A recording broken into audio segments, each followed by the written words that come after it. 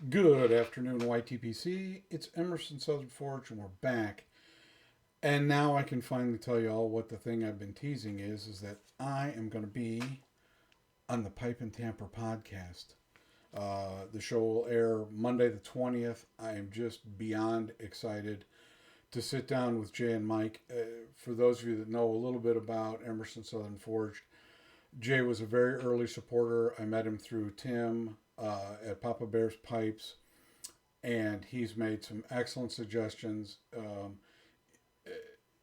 and has just been a creative influence for me and to be on the show with Jay.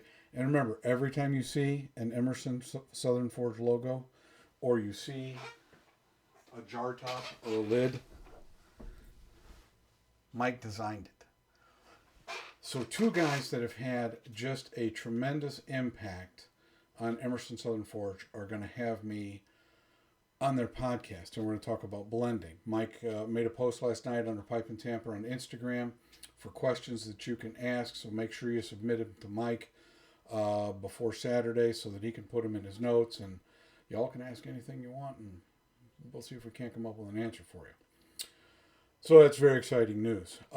Parsimonious Piper continues to review the tobaccos that I sent him, and he made another video yesterday about Sumatro Seco, which is one of the cigar leaves, and he just was just as gracious a person as he can. I know he's got a Pipe Club meeting coming up where he's going to share some of the blends with the members there, and that's very exciting for ESF.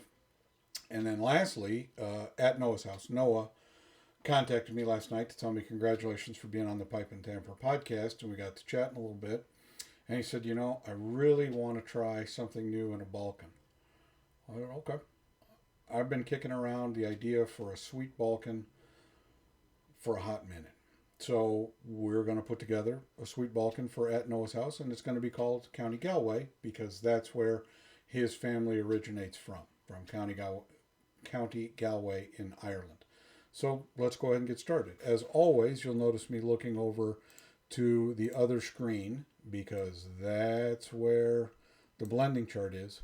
I'm high tech. I've got two monitors. I've got my laptop, which I'm looking at now, and then I've got a monitor for it off to the side. So we're going to put this blend together. So as always with a Balkan blend, it leads with Latakia. And for those of you that have tried pressing at home, I highly recommend that you press Balkan blends because magic happens when you do. Obviously, it's Latakia forward, and pressing pulls the Latakia forward a bit. And it just does remarkable things. And I cannot say enough how much it improves a Balkan blend to press it. So we're going to put the amount of Latakia in that we need. A little too much. And still a little too much. That's the fun part of math. Sometimes you get it right off the bat, and sometimes you got to back it up. So anyway, so we've got the Latakia in. And now we're going to put in a little yellow Virginia, which I really like. It ages spectacularly, and just as the last three batches I've got has what I consider to be an excellent tin note, and it's got a very sweet flavor to it, and I really like it. I think that yellow Virginia is a tad underrated. Everybody likes red Virginias, and I like red Virginias too. But I think this batch of yellow Virginia that I've got has been really, really special. So we're using it. Let's get the bigger bowl just because it makes me more comfortable. All right, we got it zeroed out. And this is whole leaf. It is the Red Virginia BF Flue Cured, which I really like the flavor of this as well.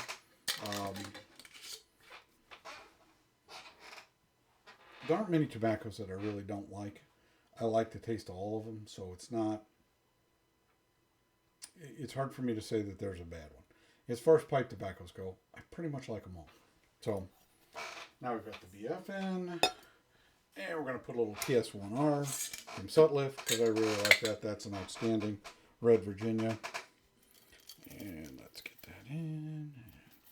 Can we do this without actually hurting ourselves? We can. Yay. All right. And then, as an added bonus, because I'm pressing this one, and again, if you're using Red Virginia Cavendish, you can see that it's very fine. There's just not a lot of strands when you get Red Virginia Cavendish. It just doesn't.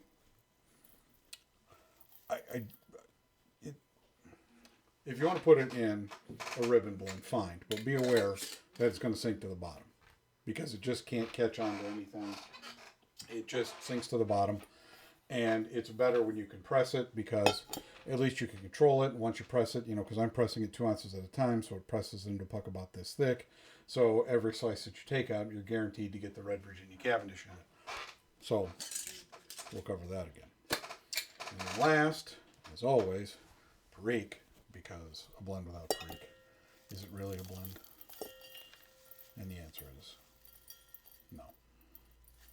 I just like Perique. Like Perique, like Latakia, like Dark Fired Kentucky. I just like how they go together. And in a Balkan blend, I think, with the Virginias and the Latakia, the Perique just gives it a different dimension. And I really like how they taste together. So we'll see what we come up with here.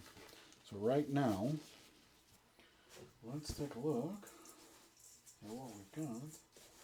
And we got the Latakia all mixed in. And Noah, if you're watching, let's see, today's Thursday, Sunday, Monday. This will head towards you probably Tuesday's mail. So be watching for it in the mail. And again, if anybody wants to talk about blending, leave a message. Well, one of my favorite things to do is make blends that people have in their minds but they can't seem to find. You tell me what ingredients you want. We'll talk about the math. We'll talk about what you want the prevalent flavor to be, and we'll put a blend together for you. As long as you'll let me make a video of it. All right. So let's hold this up and take a look. Obviously, the lighting's a little bad today. It's a little overcast and gray in South Carolina, but it looks like an excellent Balkan blend. I'm very excited about this one. It has just that Balkan tin note. If you like Balkans,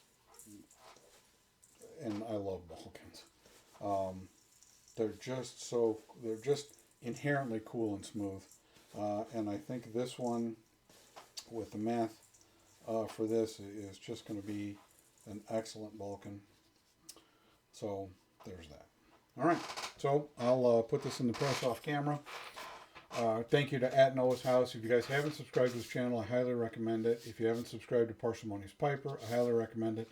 If you haven't subscribed to Pipe and Tamper and their podcasts that they post to YouTube, please do so. All of these people have had a tremendous influence on ESF, and this is just the best way that I can say thank you is to make sure that more and more people know about them. So greatly appreciate everybody. Order of the Pipe West, if you get to watch this video, let me know what you think of Folks Mill Reserve. I sent you the barrel staves, so please let me know what you think. Once it's got a little bourbon on it, I think it's an excellent blend. I sent it off to Thomas, and Thomas really likes it, so I think that's clutch. And we're right at the 9-minute mark, a little over, and that's about perfect. So